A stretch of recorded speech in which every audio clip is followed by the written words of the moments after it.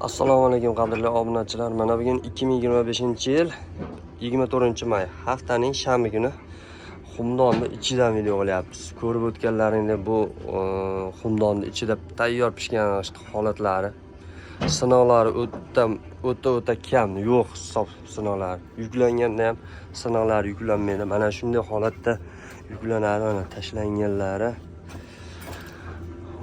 Ichkarida tarafda taglashlar ketyapti.